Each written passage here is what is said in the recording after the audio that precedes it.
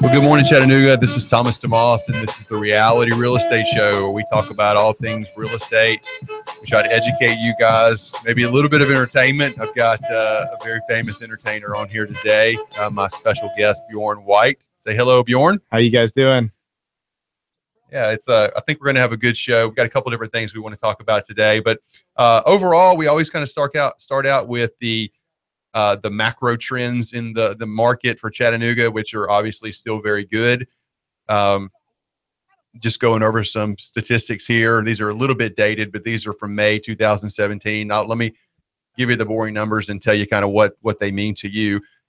We've always talked about, probably for now several months, maybe even a year, that we have a severe supply problem in Chattanooga with houses. That there's a lot of people moving into the area. There's a lot of people that are wanting to be in Chattanooga, and there's just not enough homes on the market right now. And in May, new listings was down 2.8%. So that's year over year, May to May, down 2.8%. Closed sales was down 2.1%. So a negative 2.1%. This is a good stat for folks who are looking to sell a house. The days on market is down 17.6%. So what is really cool about that is the average days on market is 56 days. That's pretty impressive. That's quick. That's really quick. I mean, usually you were looking at like 90 days to kind of expect things to close, but yeah, 56 days is a very, very short time. And that's, sometimes folks have got to move pretty fast, but yeah, 56 days is a really short time period for your house to be on the market and closed. That's barely enough time to move. I actually had a client. She was shocked. We listed her house, and I think she was really shocked that we got it under contract so quick, and she was not ready to move. Yeah. So it was a fun experience. But here's another thing that we're running into right now. Median price. So the median price means if you took all the houses that sold in the month of May and you put your finger right in the middle, this will be the number that we're at. We are at 177,000 is the median price on houses, which is up 6.6% over last year. I mean, every year, every month that we see these numbers, we see that median price increase. What does that mean? That means obviously if you're a seller, you're going to be able to command a higher price for your house. But, Bjorn, you're working with a lot of buyers. You're probably feeling some of the frustration of those folks. Is that right? Yeah. Well, and yeah, just that frustration of, the house a lot of times being more than you expect, whether you're in a bidding war or whatever it is. It's just, that higher price is hard to come by. And, this is even offset by those other properties that might be sold for, 30, 40,000 that, are on the low end, which is kind of evening this out. So, properties are just selling for a lot of money right now in Chattanooga. Yeah, they are. So once again, we started talking about the supply of inventory being significantly low. So our inventory is down 28%. That's a really shocking number, to be quite honest with you. What's happening is builders are not keeping up with the demand for housing to offset where we are with the supply. One of the things that we work with is existing homes, and existing homes, they are what they are. You just got to build more homes to kind of hopefully even that out a little bit. The last stat that we'll go over is homes for sale. So actually, homes on the market in May is down 24.7% over May of last year. So once again, that is just going to lead to a tremendous supply issue, which is great for. I mean, if you've studied just economics, low supply means high demand. Yep. People are going to be fighting over stuff and going to pay more money. That's just the basic rule of economics. That will eventually, I feel like, balance itself out. Builders will build more houses. We're already starting to see several new areas go up. We're also starting to see a lot of development in apartment complexes that we've experienced a significant growth in Chattanooga. But Bjorn, you're obviously working with buyers. What are some of the things that you're seeing out there in the market right now that you're trying to help people be aware of? Yeah, I think, one of those things is just kind of really figuring out where you want to be, but then, being prepared to make that offer. Yeah. And it is, like you said, just with this kind of demand, whenever you have that supply demand problem, supply controls demand. So when there's that less amount, there's a lot more emotion, there's a lot more fighting, there's a lot more, kind of pressure on making that deal. And so I always tell buyers, if you really love a house, go in strong. Go in strong. Right. Don't have cold feet about it. If you love this house and you want to get it, make a solid offer. Do things that you can to make it more appealing than the others. One of the ones that I think for a lot of buyers right now is to offer a quicker closing. It's something that's very attractive, especially in this hot market. And people are trying to not only sell their homes fast, but then also get into the other home fast. And so if you can offer, that 25-day closing instead of 45 days, that's going to be super attractive to your seller. And so just, kind of leveraging different things like that and coming in at a price point that's strong. We all want a deal. Like, if anybody does, I want to. I always want to feel like I won when I walk away from somewhere, whether it's buying a car or a house or even just a record at McKay's bookstore. Little plug there. But you want to feel like you won. You got something. You got a deal. And so in this market, it's kind of hard to feel that way because a lot of times you walk away sometimes either paying more than you thought you would, or you just didn't get the deal. And so it's hard to kind of deal with those emotions, I think, in the process. But yeah, it's worth it, to kind of put yourself in strong right at the beginning. Right. And you mentioned something to be strong, to set yourself up as an advantaged buyer or even a seller. And we're talking about, I guess, just Bjorn dealing with buyers. One of the ways that you can be advantaged is to go ahead and already have your lending set up, have that pre-qualification letter there. Because you mentioned one of the benefits to kind of throw out there is a shorter time to close. But that's going to save the seller money. Yep. As far as holding costs and things like that. So the way that you do that is you have basically all your ducks in a row with your lender. Yep. There are some lenders that we work with that pretty much do everything on the front end, and so those are the folks that you want to deal with to make sure that there won't be any hiccups, and that you could throw that out there and say, hey, we can close in 25 days because we are ready to go. Yeah. So that is, I think that is a strong negotiating point if you are a buyer. I read an article the other day about kind of the Toronto market. And one of the things that folks were having to do up there was not only be prepared with lenders, be ready to move fast, but they were just waiving inspection contingencies. It's just like, we're going to buy as is. I don't think we're there yet. I hope we don't. I always encourage buyers to do an inspection. It just saves you from a lot of heartache on the back end after you close on that house. Yeah, that's a lot of faith to have. It's a lot of faith. It really is. We've all seen kind of the laundry list that comes back from inspections. Yes. And, there's always something to be fixed. And, man. Wow. Yeah. I kind of hope we don't get there. I hope we don't get there too. I think, there is some thought that maybe the market is slowing down a tick. I want to be careful with my words. We're still in a very, very hot market right now, but to have some breathing room in a market is healthy. And I think that's only good. We're in the summer selling season. So we may slow down. And one of the reasons that it might is just because of the inventory. So we do have to deal with that.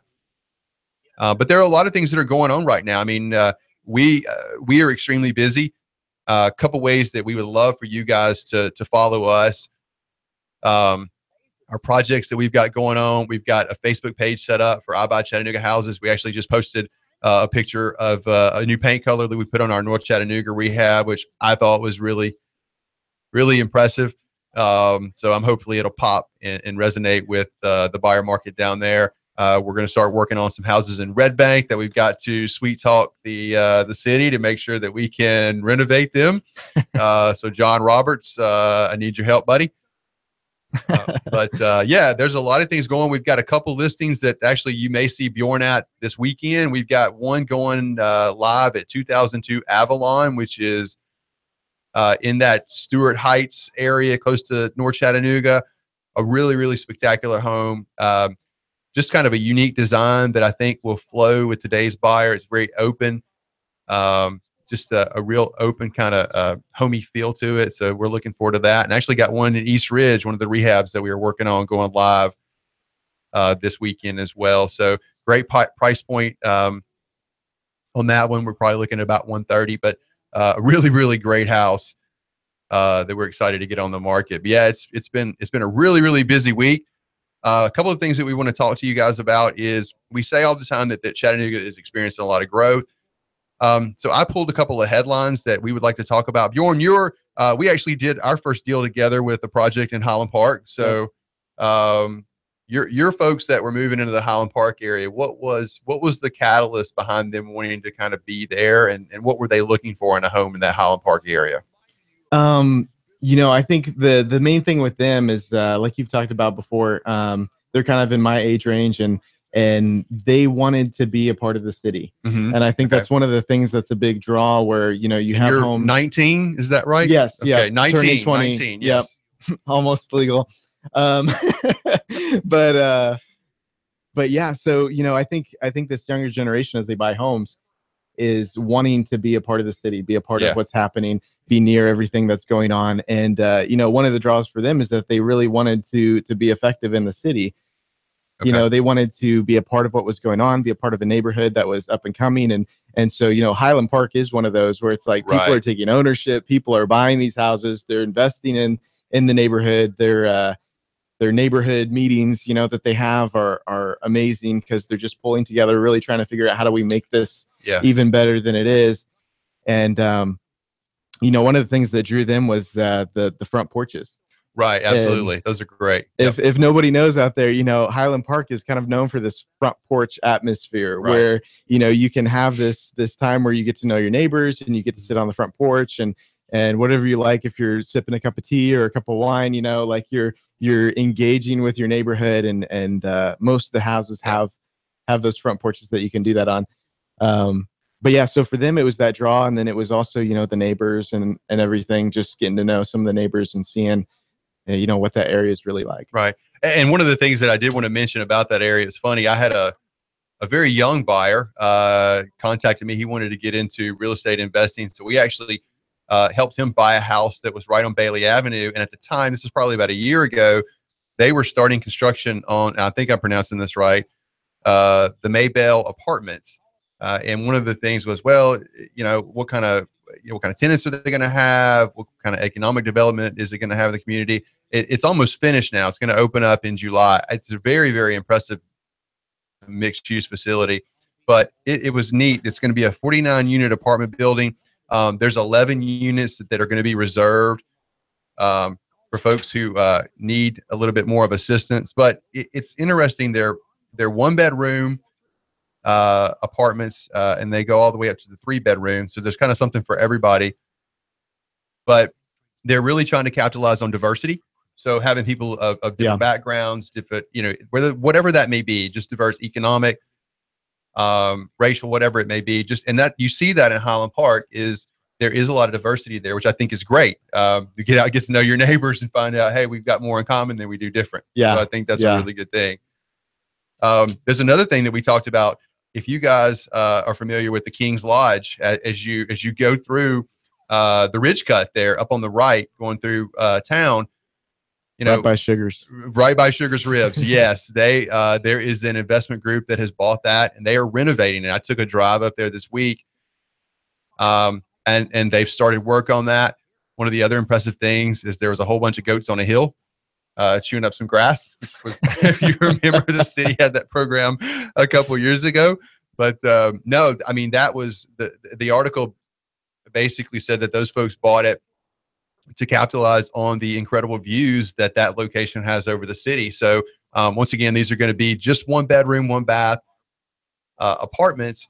But I mean, you can't get a better location for the views of the city. And they really emphasize, sunsets. So one of the things that we try to spot is like trends. Where's the growth going? And obviously we know that the downtown area was kind of the center where everything kind of grows out of that. But you've really seen that East Main Street area grow up a lot outside of the Highland Park, moving up towards the Ridge. And I think once this happens, that's really just going to kind of really spur a lot more development in that area. So I think that will be really neat to see that. Yeah. And it's like what's already growing is, just going to grow more. Yeah. And I think I was sharing this with you earlier, but I was reading something the other day that was it was about this French philosopher, and we were talking about how nerdy that was. That did you read a French philosopher? But I was reading about this guy, and his name was Gaston Bouchard, and he talked about these desire lines that communities have, that societies have, and basically, a good likening would be like a college campus, and you build the college campus, and it has all of these man-made sidewalks, all of these cement structures and paths that you're meant to walk through, and the architect designed that, and they want you to follow that. But then inevitably, you have the college students making their own path through the grass somewhere. And so there just kind of becomes this path where nothing can grow because everybody's, trying to get to the cafeteria faster or something, and so you have your society kind of creating this line, creating this desire path where they want to go. And it's not always what we structure. A lot of times in cities we have, certain things that we have laid out, but societies will go and be and do what they want. Yeah. And so, I think you're seeing that in Chattanooga in a big way, is that even with so much movement being toward the downtown, you have people making their own path, and a lot of buyers saying, I don't want to live out in the suburbs anymore. I want to live near the city. I want to be part of what's going on. I want to be in this other place. And so kind of creating that new desire line. And I think that's important for us as realtors. It's important for anybody who's selling a house, to realize what people are wanting, what they're going toward, that might not be what we've put there, Yeah, exactly. I feel very zen now. Thank you. So, good. My brought chi, us to a new chi level. is in balance. It all makes sense. The world makes it sense. all makes sense. Yeah. Before we get crazy here. But that is right. And I think one of the things that you can look at is Chattanooga and the folks who are really investing their money in these developments. They are obviously they're redeveloping areas that have kind of lost a little bit of their desire, to use that word. But just take the King's Lodge. I mean, there is a very prominent location that maximizes the beauty of Chattanooga, the views in the mountains, that hasn't been utilized. So I think that's a really, really cool thing. Chattanooga is just a beautiful city in and of itself, with the geography and the mountains and the rivers. And I think now we are actually getting back to focusing on the beauty of that city, the stuff that God made, and then having the man-made stuff go in to build it so we can appreciate it. Yeah, totally. So that is impressive, what's going on down there. Yeah. And I think anybody who lives up on, Missionary Ridge or anywhere like that can totally appreciate those views. And it's really, it's kind of one of the coolest ways to see Chattanooga is just to look down on it. And you can even see some of the development, some of the changes that are happening from that view. And, get to appreciate the beauty of, Lookout Mountain and all of that, but then along with the city. Yeah. I mean, it is really impressive. You kind of say it over and over, but I realize why people are moving here. It's the same reason that we wanted to move back here over 12 years ago. It's just, there's just so much that Chattanooga has to offer. And I really don't see that slowing down. We talk a lot of times, when's the market going to slow down? What's going to happen? Well, we've got a great city. People are attracted to it. There's a ton of new development. There's a ton of new economic things that are coming into the area. So that's only going to attract more people, and they're going to tell their friends about it. One of the things that Bjorn, we talked on our previous show, and we kind of had a theme, is the short-term vacation rentals. You do that. Yeah. You're kind of an ambassador to the city. You bring folks into your house. And then you've talked about how that has kind of cascaded into relationships, clients, and things like that. Yeah. So are you up to speed on that as well? Like what happened yesterday with the city council? Yeah, it's looking better. Okay. So there in was a nutshell, there was no buffer zone, from what I understand, which means, yeah. So they voted that. So anybody that doesn't know about that, basically they were trying to put in a buffer zone. That would basically, if you were anywhere within a certain radius of a school or of a daycare or things like that, basically, then you could not have a short-term rental or VRBO or whatever. Okay. And so anyway, so there was quite a bit of response from the city, and so I think a lot of voices were heard, and I think that's good, because I think people are getting involved, and you're getting to hear voices of people who actually live here. And a lot of people who don't even do any kind of short-term rentals, but they're voicing their opinions just based on, I want property rights. Right. Don't tell me what to do with my property. Yeah. It's mine. Don't tell me I can't, do anything on my property, because it's mine. I own it. That is how it should be. Absolutely. And I think that's a key. It is about property rights. I know there was a good response from a lot of the folks at our Keller Williams office downtown. So I really do. And I appreciate the folks on the city council for listening and not really pushing their agenda, but actually listening to what the public had said. Actually had a conversation yesterday. I was asked, what do I think about it? Do I think there's going to be an issue with safety? And my response was, no, they're not. That the organizations that actually do that, the Airbnbs, the VRBOs, they have a great job of policing themselves and policing the folks who do it. Because one of the things that I mentioned is, I think the short-term vacation rental folks, they have to meet a higher standard that is probably a lot higher than what I would have to meet as just a regular long-term rental property owner. Just as a renter. Yeah. I mean, you don't want to go up to somebody's house that looks like garbage and go, whoa, we're here for a wonderful vacation, but it looks like crap. Yeah.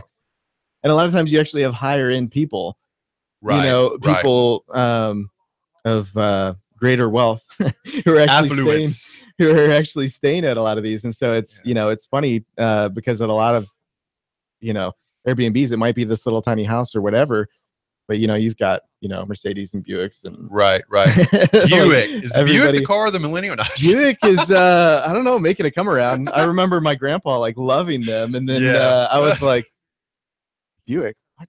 Yeah. What is a Buick? What is a Buick? There's a song about a Mercury. Yeah. But yeah. So, I think, there's a great, policing of themselves. And I think, it's kind of shown itself, especially with that review base policing, where it's basically like, they've checked and you can see, if this person has bad reviews, you're not going to let them stay.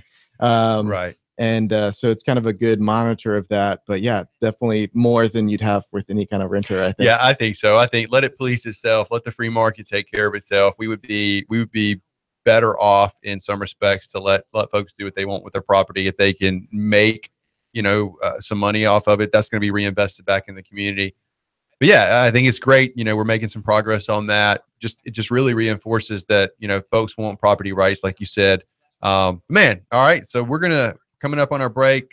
This is Thomas DeMoss. I've got my guest, Bjorn White, with me. We're going to talk after the break about some different strategies if you're looking to sell your house, pros and cons of each, and then talk about a little bit more, basically how to pick a realtor, what you should look for, what strengths they should have, and kind of give you guys some questions to ask if you're in that market to set you up, if you will, to advantage yourself if you're looking to sell your house. So once again, this is Thomas DeMoss. This is the Reality Real Estate Show. We will be back, but yeah, my phone number 423-364-0028. You guys be sure to check us out at I Buy Chattanooga Houses Facebook page and keep up with all of our ongoing projects, our Keller Williams stuff. We got NorthRiverPropertyGroup.com. Tons of ways for you to follow us and keep up. We will see you guys in just a little bit. The Tennessee Valley's news, talk, and sports leader. Nooga Radio, AM 1240 and 92.7 FM. Sell your house now. Let iBuyChattanoogaHouses.com ditch your albatross. Get rid of it. Get a move on. Get it off your back. iBuyChattanoogaHouses.com. You pick the closing date, 834-7321. Top dollar. iBuyChattanoogaHouses.com. 3, 2, 1. Chattanooga Radio, AM 1240 and 92.7 FM's news now. Kayakers were paddling in the bucolic Greenway Farms in Hickson when they spotted a shocking sight, a woman falling 30 feet to the ground below from a bluff. The kayakers called 911 and paddled over to assist. The Chattanooga Fire Department had to carry her for 100 yards up a steep embankment and then another 100 yards to an emergency vehicle where she was rushed to the hospital. The 20-year-old was described as stable in the ambulance. In Ray County, close to 200 people are packed into a jail that's only rated for 87. And now the fire marshal has placed a 30-day deadline on the sheriff to get the situation fixed. This is on top of a 60-day deadline from the state, also demanding the situation be alleviated. The sheriff says he's doing all he can. On July the 1st, 133 new laws will come into effect. One of them is the Tennessee Hearing Protection Act of 2017. This would allow suppressors in the state of Tennessee for firearms. Russell Stroud, Nooga Radio News, now. In-depth traffic, news, and information. Mornings on Nooga Radio, AM 1240 and 92.7 FM. Expect warm and humid weather out there. 3-year afternoon highs, lower 80s with a few on these scattered showers and thunder showers heading in from the south. Tonight, lingering showers and thunder showers diminishing after midnight, lows 68 to 70. For Friday and Saturday, continued unsettled with more scattered showers and thunder showers. Celebrate Independence Day with Big Shots Fireworks in Calhoun, Georgia. Exit 312 off I-75, 3 miles west toward Rome on Highway 53. Big Shots Fireworks in Calhoun and now in Adairsville as well. And I'm Smorgine 12 Chief Meteorologist Patrick Ward on Nooga Radio AM 1240 and 92.7 FM. The Tennessee Valley's news, talk, and sports leader. Nooga Radio, AM 1240 and 92.7 FM. Wow, I feel good.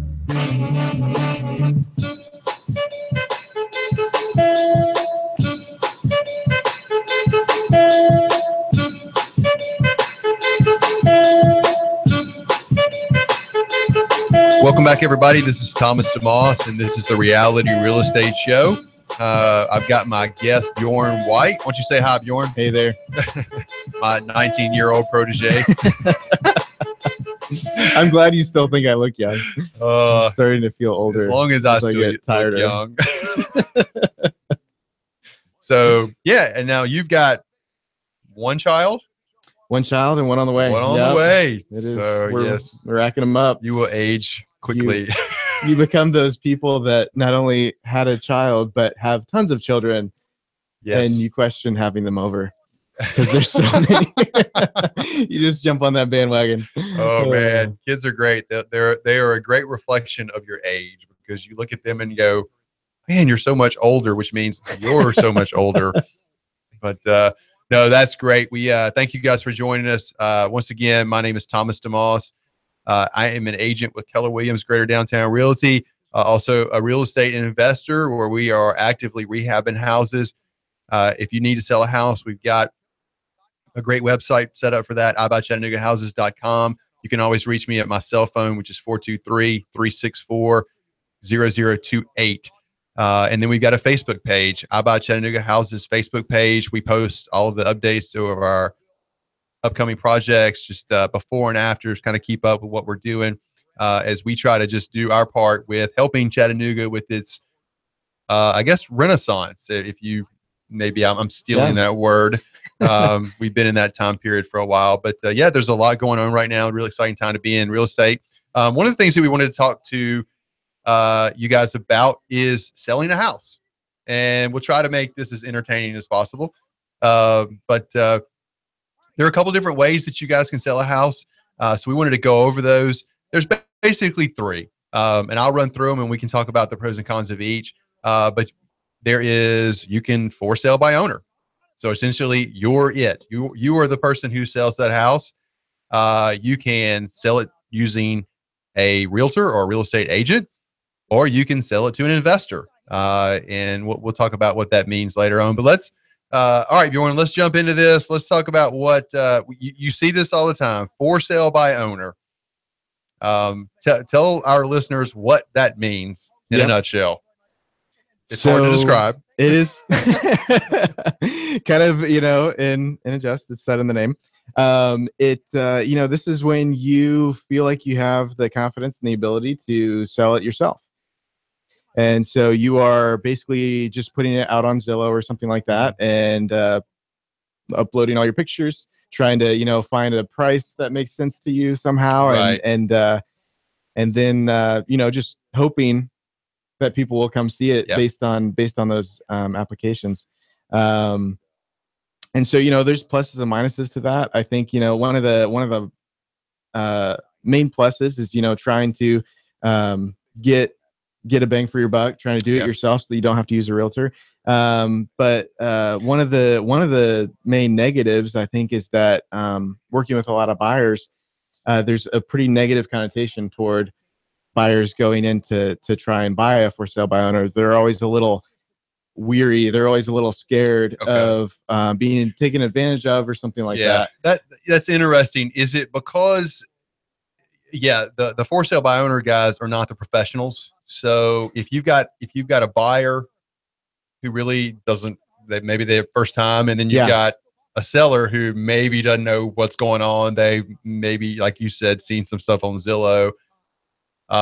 You could have a recipe for a little bit of disaster there when you're selling a house. Yeah, and just a little bit of tension and complication. Just and a lot of times you can, people feel like it's almost like they're trying to do this sly deal with the handshake or something, and so like not working with licensed people, everybody's kind of wondering, is this legal? Am I actually going to own the house outright? Is that and there's things that you can do with title companies to try and ensure that, but it's a little scary, especially first time home buyers.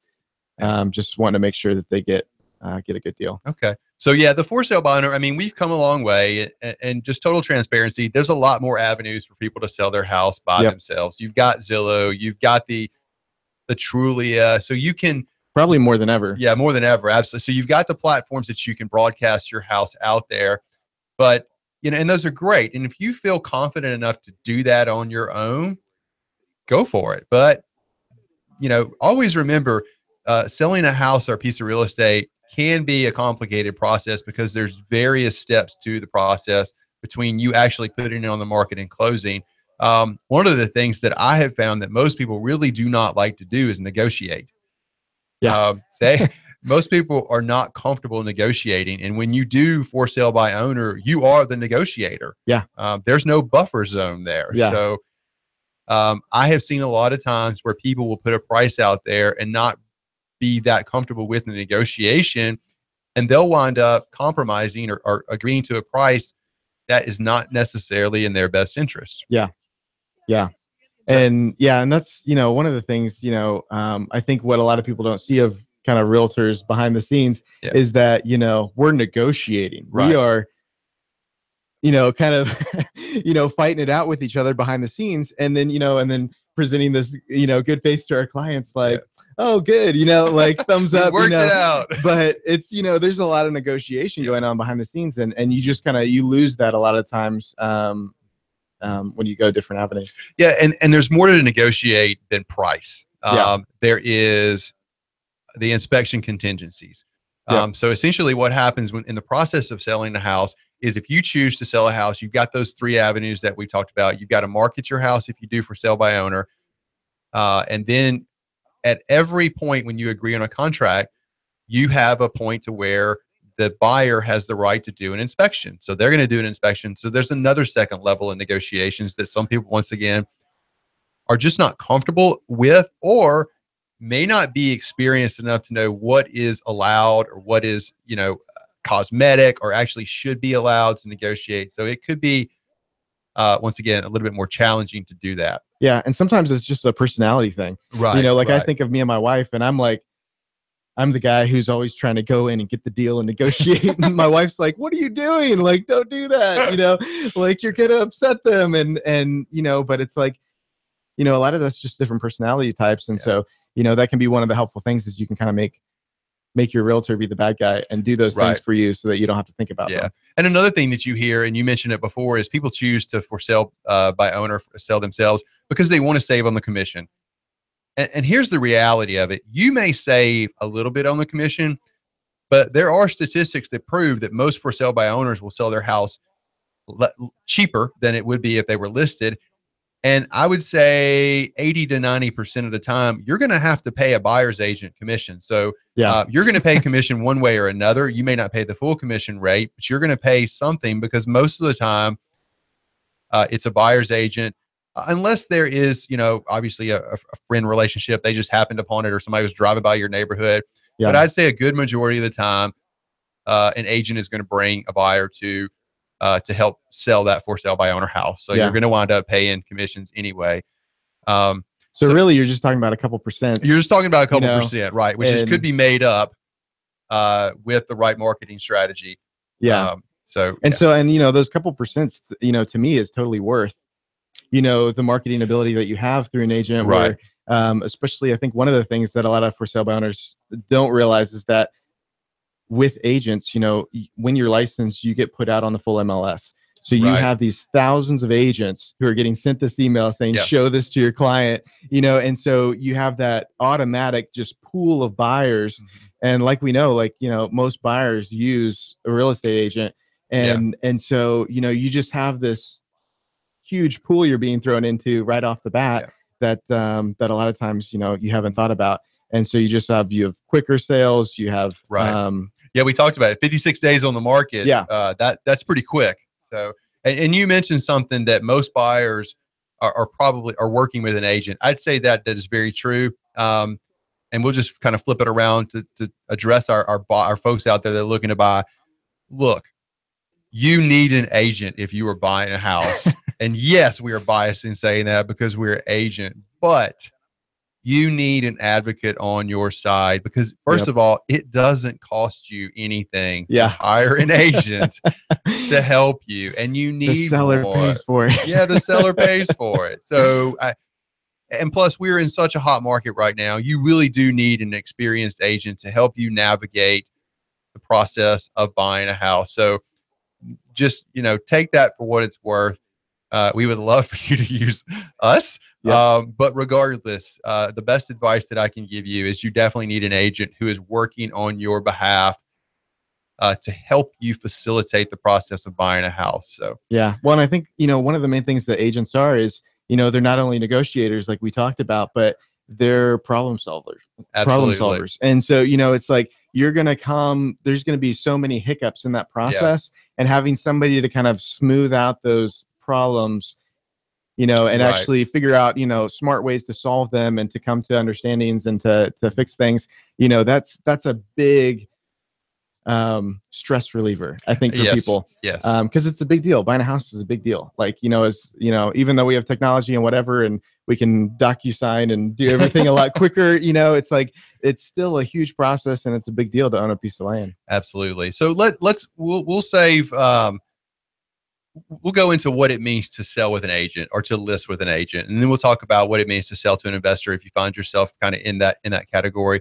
So you hear the term listing a house, and all that means is you as a seller have decided to sign a contract with a real estate agent or realtor.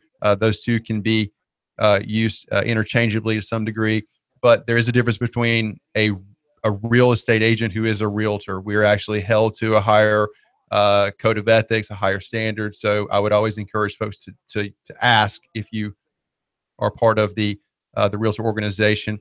But what that means is you've signed an agreement. It's called an exclusive right to sell or a listing agreement with an agent that agent is going to act on your behalf to basically do everything to get your house ready for the market, to put it on the market, to negotiate, to walk you through that price negotiation to where you agree with the buyer, and then to actually get you to the point to where if they're doing an inspection, you do the inspection contingency, work with your lender or work with the buyer agent's lender to kind of move the process along, get everything to the title company, coordinate all that.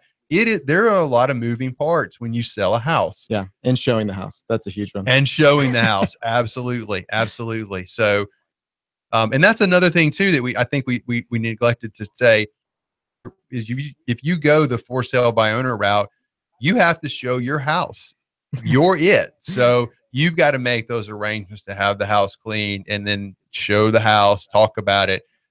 But when you decide to partner with an agent to do that, they take care of all of that. So you just need to make sure the house is clean. Yeah. Yeah. So, but yeah, Bjorn, do you have anything you want to add as far as listing an advantage that we would bring as agents to listing a house?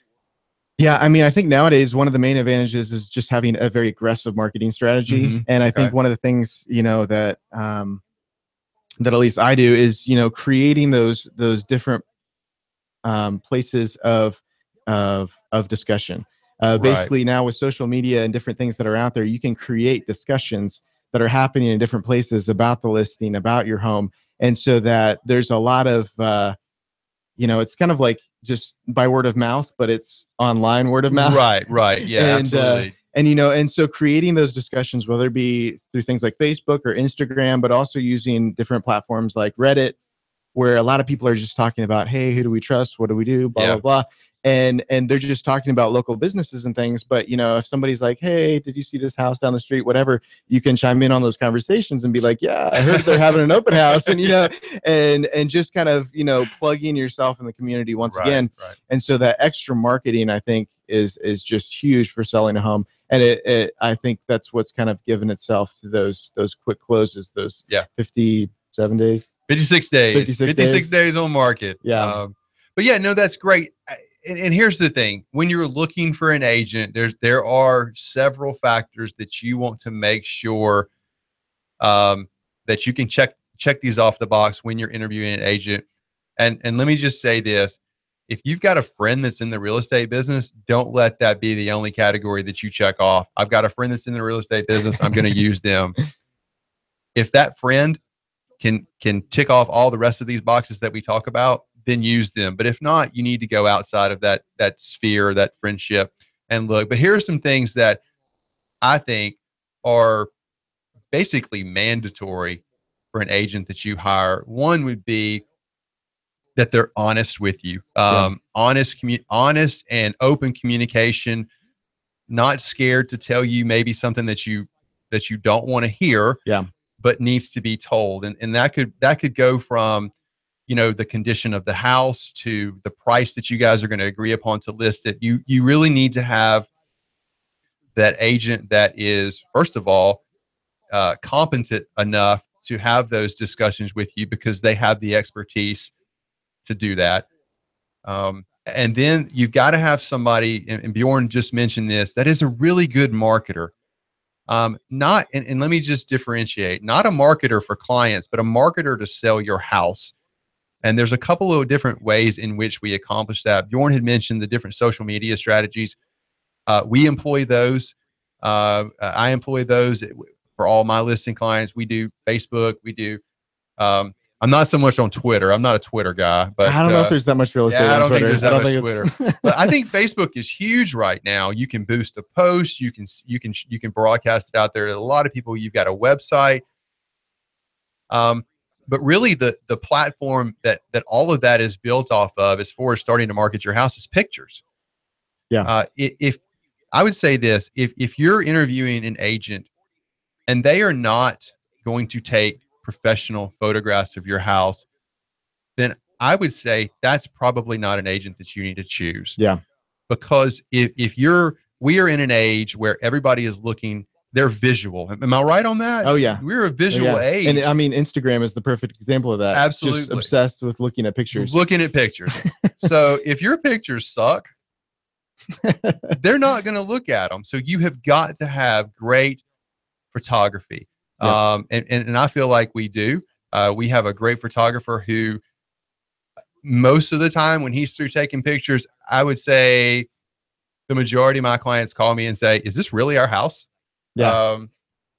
So they just look spectacular. And kind of, a rule of thumb on pictures is you don't want the pictures to look, you want them to look real. You don't want them to look doctored or there's too much of a filter. Absolutely. Don't stretch the stove out to where it reaches the whole kitchen, because one of the things, and Bjorn's probably seen this working with buyers, is you want those buyers who come in to have a realistic expectation of the house.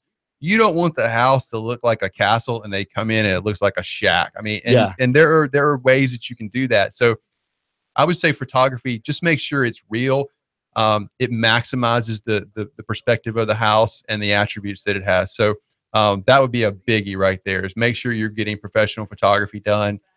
We do that on all of our listings, and it certainly helps.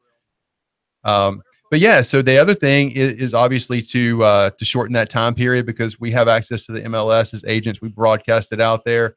There is the dreaded, I've got to pay commissions. It costs to sell real estate. Every option that we've talked about, it's going to cost you something to sell real estate. That's just the market that we're in. And And I do think that you will benefit yourself, because most of the time, and there are statistics that prove this, that agents, if they properly market your house, they can command a higher price point. Yeah. So Bjorn, is that anything that I left out there? No, I think that's good. And, and I think, having somebody to work for you to get it sold faster, you're going to save money in the long run, because, the longer, especially if you're already living in another house or something like that, you're paying both mortgages, that cost continues as you don't sell the house. And so, those commissions become less and less as you start thinking about all the costs that you're incurring. And so I think the balance of that, and seeing, if we can get our house sold fast enough, and if they can demand a high enough price and they're a good enough negotiator to actually get it from the right buyer, you're gonna totally win out on your property. And so that's the thing, is don't just get a realtor and pay them tons of money, get them to work for you, so that in the end, you're almost not paying them. If you can get them to make up that difference of whatever percentage it is, so that they can get that house sold fast and they can get it at a good price point, you've made money. Absolutely. And I think what you're looking for there is value. You want your agent to bring you value. And that could come in all the different ways that we talked about: expert negotiator, expert marketer. Those are the things that we have set up on our team. And one of the things is check social media, because reviews. We have tons of reviews on our Facebook page. We're actually super excited when we get those. I mean, I'm appreciative of our clients that have left those reviews for us, because it does help us, obviously.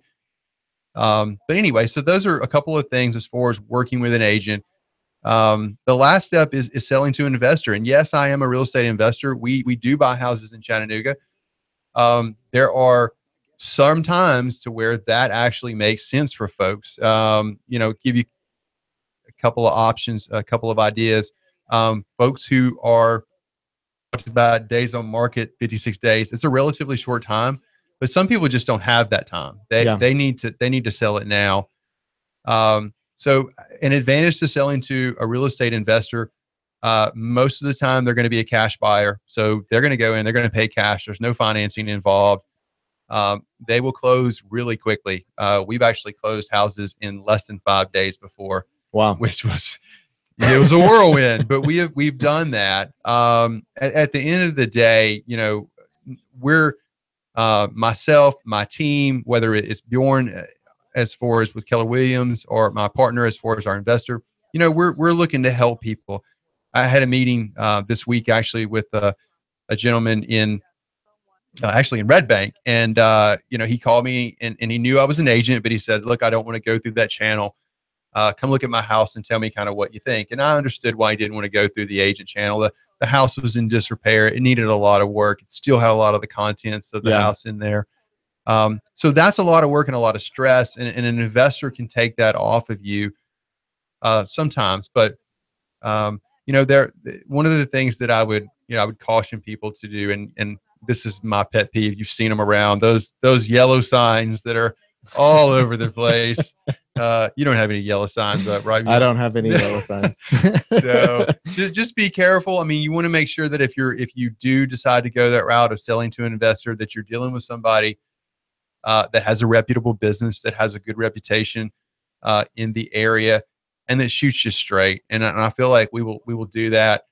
We're not perfect, but at the end of the day, we try to be as honest. And I think that's the characteristic that you want with anybody that you're partnering with to help you with real estate. So, Bjorn, got anything you want to throw in there? Yeah, well, I mean, I feel like for investors, one of the nice things is just having so many less contingencies and things like that.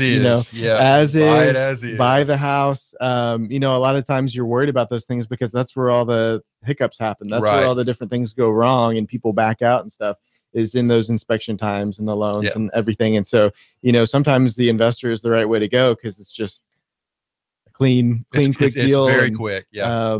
And sometimes you just, you need that money. Like you just, you don't have time. You just need to move, whether you're moving out of town or whatever it is. Absolutely. Wow! Well, man, this has bin fun. It always goes by too quick. Once again, I'm Thomas DeMoss. You guys can reach me on my cell, 423-364-0028. I want to thank Bjorn for being on with me today. Yeah, thank you. If you guys are looking for an agent, call us. I'd love to connect you guys. Bjorn helps with all of our buyers. He's great. So give us a call, 423-364-0028. You guys have a great rest of the day. The Tennessee Valley's news, talk, and sports leader, Nooga Radio.